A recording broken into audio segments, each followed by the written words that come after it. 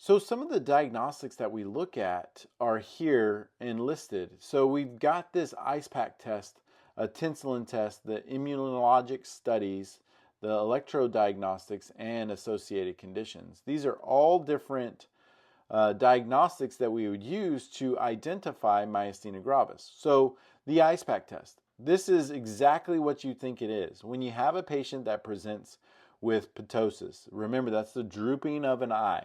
Whether it's one eye or both eyes, you get a drooping.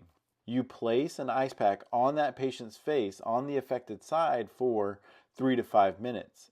And if you see that the drooping has gotten better, if it's gotten better, and what I mean by better and quantifying better is that at least an increase of 2 millimeters of lift. You get a lift of at least 2 millimeters, that would be a positive ice pack test. If it's positive, that patient can be diagnosed with myasthenia gravis. The great thing about the ice pack test is it is inexpensive.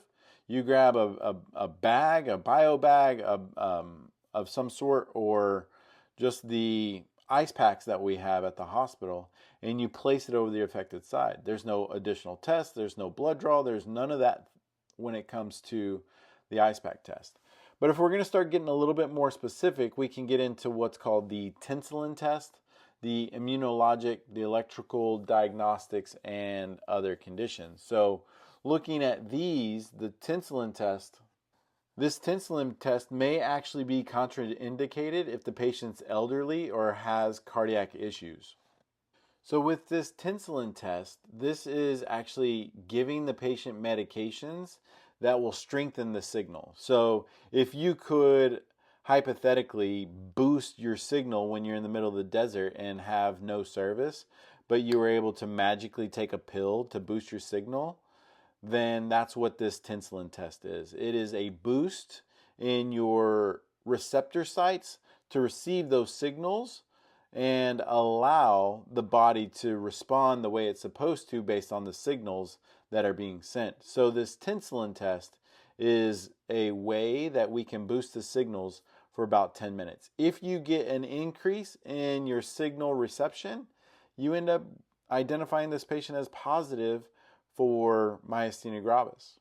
The immunologic studies, this is where we're going to draw some blood and identify if there are the presence of circulating acetylcholine receptor antibodies.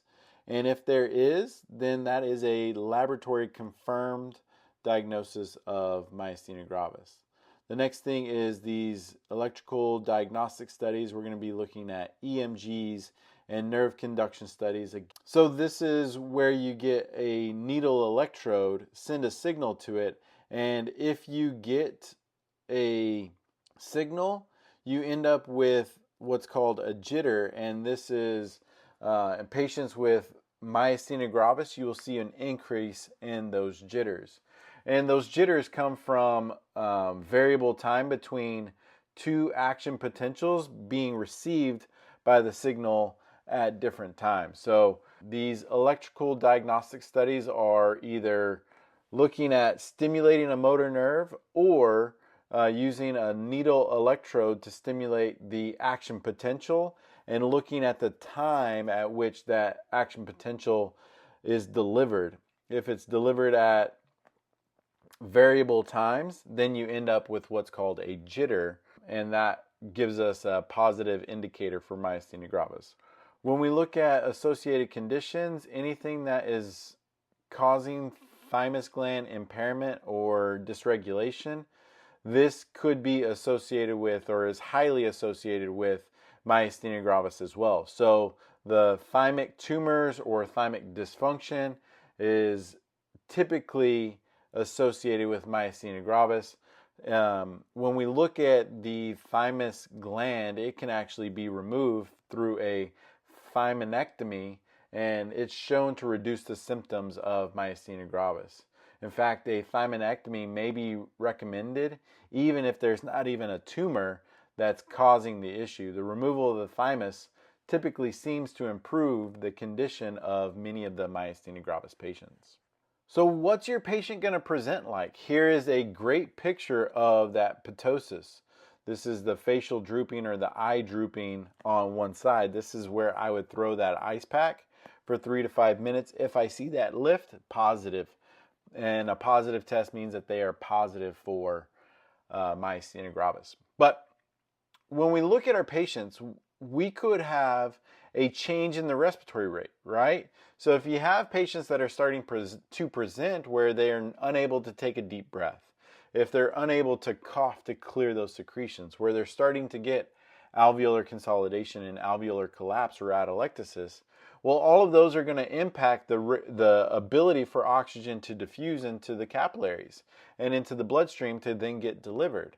So if I'm impacting the diffusion, then my oxygen is going to go down. If my oxygen goes down, I become hypoxemic. What's the physiologic response to hypoxemia?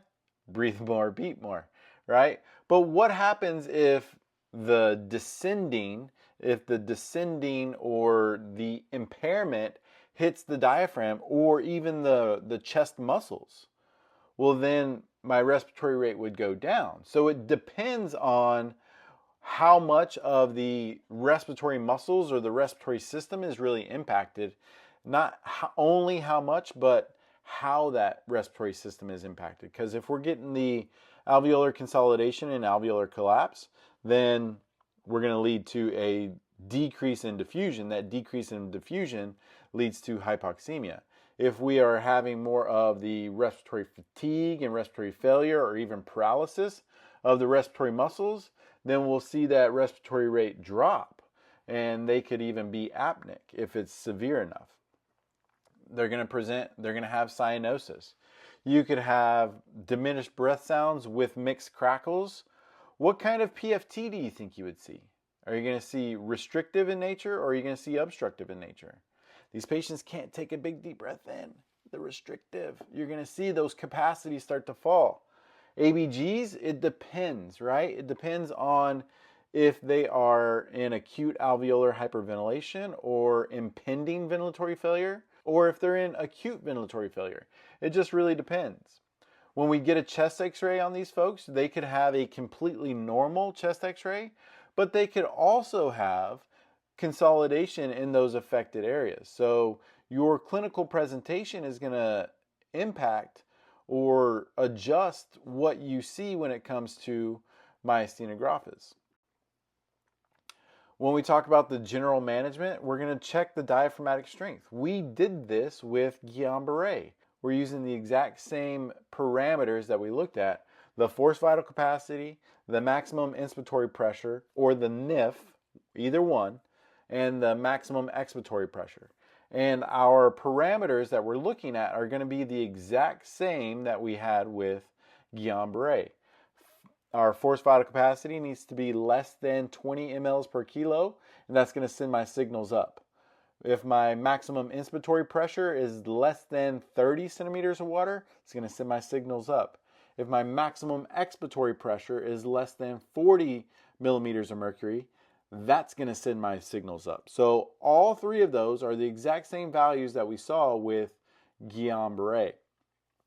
I'm going to evaluate them the exact same way with myasthenia gravis. You could have the symptomatic treatment, or what's the acetylcholine esterase inhibitors. Say that again.